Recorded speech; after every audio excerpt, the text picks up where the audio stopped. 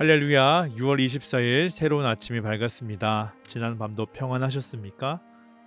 주님께서 오늘 우리를 이 말씀의 자리로 이끄셨습니다. 그리고 이 말씀 가운데 깨닫게 하시고 주님의 마음을 알게 하실 것입니다. 제가 말씀을 인도하지만 저의 묵상이 여러분의 묵상이 되는 것을 원치 않습니다. 저는 그저 돕는 자로 쓰임받기를 원합니다. 여러분을 향한 주님의 마음이 있습니다. 오늘 함께 말씀 묵상할 때 그 말씀에 귀 기울이며 주님의 은혜, 주님의 이끄심들 그것들 분별하며 오늘 하루 주님과 동행하며 살게 되기를 간절히 기도합니다. 우리 그 은혜를 사모하시면서 잠시 묵상 가운데 기도하시겠습니다.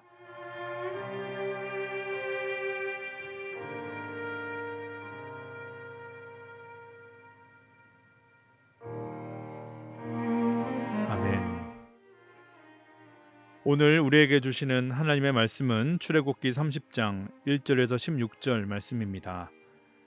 너는 분향할 제단을 만들지니 곧 조각목으로 만들되 길이가 한 규빗, 너비가 한 규빗으로 네모가 반듯하게 하고 높이는 두 규빗으로 하며 그 뿔을 그것과 이어지게 하고 제단 상면과 전후 좌우면과 뿔을 순금으로 싸고 주위에 금태를 둘을 찌며 금태 아래 양쪽에 금고리 둘을 만들되 곧 그 양쪽에 만들지니 이는 제단을 매는 채를 꿰 것이며 그 채를 조각목으로 만들고 금으로 싸고 그 제단을 증거계 위 속죄소 맞은편 곧 증거계 앞에 있는 휘장 밖에 두라. 그 속죄소는 내가 너와 만날 곳이며 아론이 아침마다 그 위에 향기로운 향을 사르되 등불을 손질할 때에 살을 찌며 또 저녁 때 등불을 켤 때에 살을 찌니 이 향은 너희가 되도록 여호와 앞에 끊지 못할지며 너희는 그 위에 다른 향을 사르지 말며 번제나 소제를 드리지 말며 전제의 술을 붓지 말며 아론이 1년에 한 번씩 이 향단 뿔을 위하여 속죄하되 속죄제의 피로 1년에 한 번씩 대대로 속죄할지니라. 이 제단은 여호와께 지극히 거룩하니라. 여호와께서 모세에게 말씀하여 이르시되 내가 이스라엘 자손의 수요를 조사할 때에 조사받은 각 사람은 그들을 계수할 때 자기의 생명의 속전을 여호와께 드릴지니 이는 그들을 계수할 때 그들 중에 질병이 없게 하려 함이라.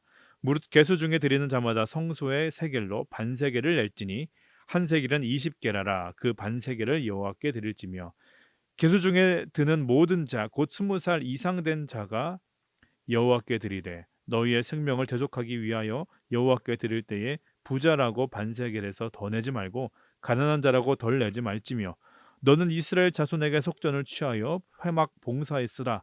이것이 여호와 앞에서 이스라엘 자손의 기념이 되어서 너희의 생명을 대속하리라. 아멘. 이 말씀은 살아계신 하나님의 말씀입니다. 28장과 29장에서는 하나님께서 모세에게 지시하신 제사장 의복과 그 위임식에 대한 규례를 소개하고 있다면 30장은 아론과 그 아들들이 제사장으로서 직무를 수행하는 데 필요한 여러 가지 제사 기구들을 소개하고 또 거기에 대한 지침과 규례들을 말씀하고 있습니다. 오늘 본문에서는 먼저 분향단을 만들라고 지시합니다. 이 분향단은 말 그대로 향을 태우는 제단입니다. 성막의 다른 기구들과 마찬가지로 아카시아 나무로 만든 조각목으로 제작되게 되는데 그 길이와 너비는 똑같이 한 규빗 약 45cm이고 높이는 두 규빗 약 90cm로 하라고 합니다. 그 위에는 뿔들을 이어붙이고 분향단 전후 좌우 네 개의 면과 그 윗부분까지 모두 순금으로 싸고 또 주위에는 금태를 두르게 하라고 하십니다. 이 분향단이 놓일 위치는 증거계 위 속죄소 맞은편 곧 증거계 앞에 있는 휘장 밖이라고 할 수 있습니다. 이는 곧 하나님이 임재하시는 속죄소 바로 앞에 위치하게 하는 것이죠.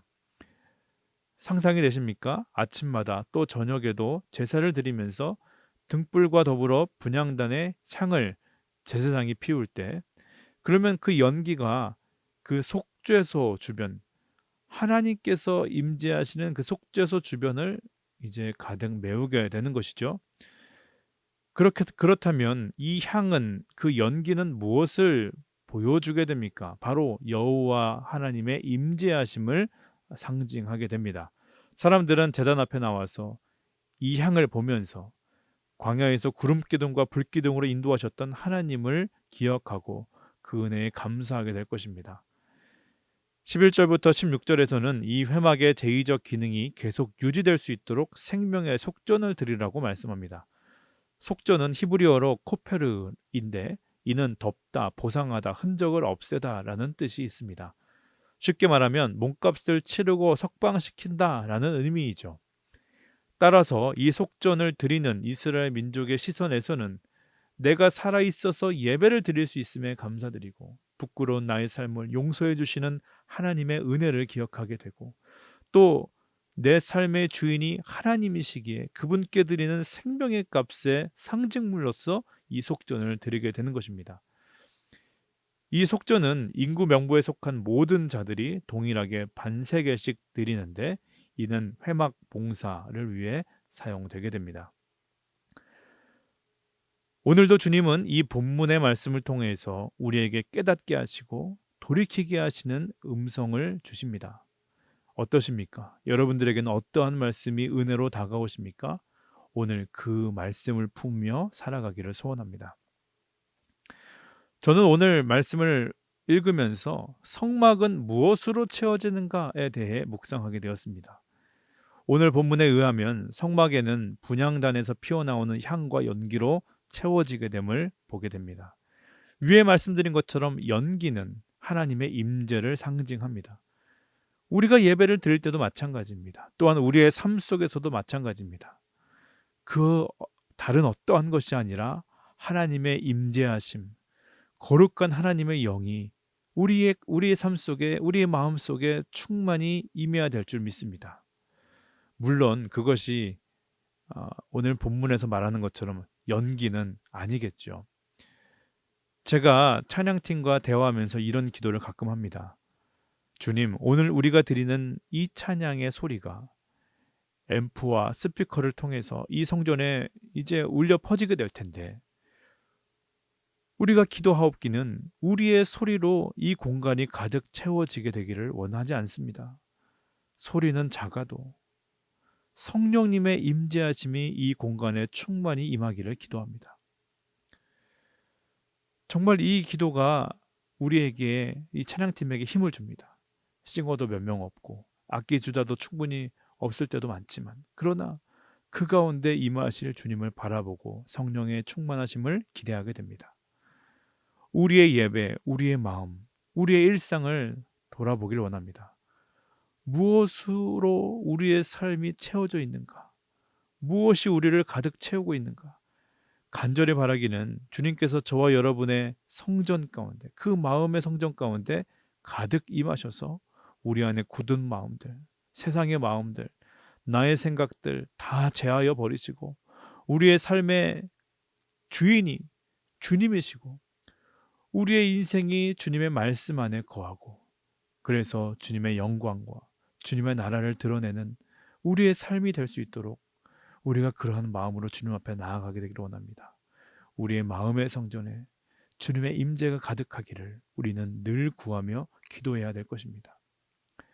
또 한 가지 생각은 성막은 무엇으로 채워질까? 물론 하나님의 영광, 그것으로 채워집니다. 그러나 오늘 말씀을 통해 우리가 묵상하는 것은 생명의 속전으로도 채워졌다라는 사실입니다. 하나님의 임재는 위에서 내려오시는 은혜라면 생명의 속전은 아래에서 위로 채워지는 헌신의 반응이다라고 할 수 있습니다. 이 말씀이 참 흥미롭습니다. 이 속전을 내라고 하실 때 넉넉한 일부의 백성들이 많이 감당하고 좀 부족한 자들은 내지 말거나 적게 내라 이러한 것이 아닙니다. 20세 이상 된 모든 성인들은 동일하게 같은 액수를 감당하게 하십니다. 그 의미는 무엇입니까? 위에서 언급했던 것처럼 죽을 수밖에 없는 죄인들의 이 죄를 죄 없는 것으로 탕감해 주시고 인정해 주신 하나님의 은혜에 감사하다는 뜻으로 그래서 우리의 생명이 구원받았음을 그 생명의 값으로 속전으로 드리는 것이죠. 그래서 이것을 생명의 값, 생명의 속전이라고 하는 것입니다. 감사한 것이 참 은혜가 되는 것이 바로 이 부분인데요. 그 요구하시는 정도가 반세겔입니다. 그것은 모두가 다 낼 수 있는, 모두가 다 감당할 수 있는 액수라는 것입니다. 그것은 왜 그럴까요? 우리의 생명의 값이 그 정도밖에 안 되기 때문입니까? 저렴하기 때문입니까? 그 가치가 겨우 그 정도이기 때문입니까? 그렇지 않습니다. 그 액수가 너무 크면 누구나 그것을 지불하고 감당하기가 어려워지는 것이죠. 할 수가 없는 것이죠. 그러면 선택된 자만이, 특정한 자들만이 그 은혜를 표현할 수 있게 되는 것이죠. 모든 자들이 그 생명을 얻었기 때문에 모두 참여할 수 있는 그 정도 반세겔로 책정되었고, 대신에 모든 자들이 참여하라고 말씀합니다. 그러니 얼마나 감사한 일입니까? 이것이 저와 여러분을 향한 주님의 마음이고 주님의 요구임을 기억하시길 바랍니다. 특별히 교회에서 헌신을 생각할 때 이러한 생각들을 할 수가 있습니다.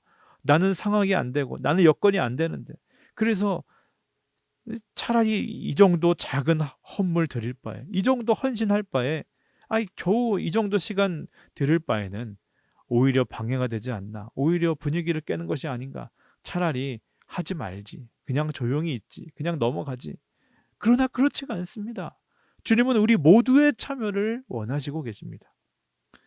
여러분, 성막은 무엇으로 채워지는가? 하나님의 임재하심으로 채워집니다.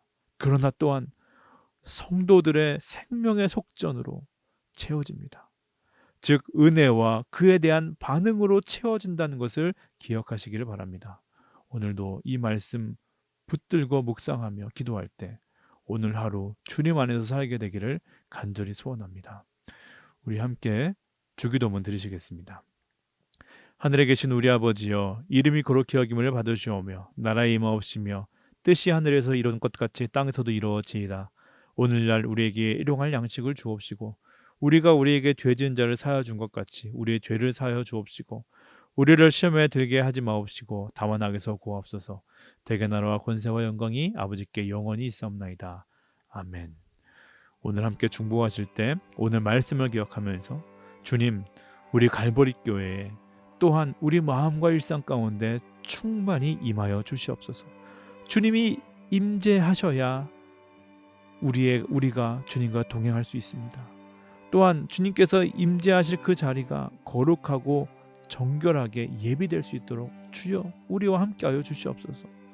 또한 기도할 때 주님, 우리에게 생명의 속전을 요구하시는 주님 앞에 아낌없이 드리길 원합니다. 우리의 것이 부족하고 볼품이 없습니다. 그러나 주님께서 내가 쓰겠다 말씀하실 때 자원하는 마음으로, 기쁨의 마음으로 드리길 원합니다. 이 작은 것을 통하여서 주님은 놀랍게 위대하게 사용하실 줄 믿습니다.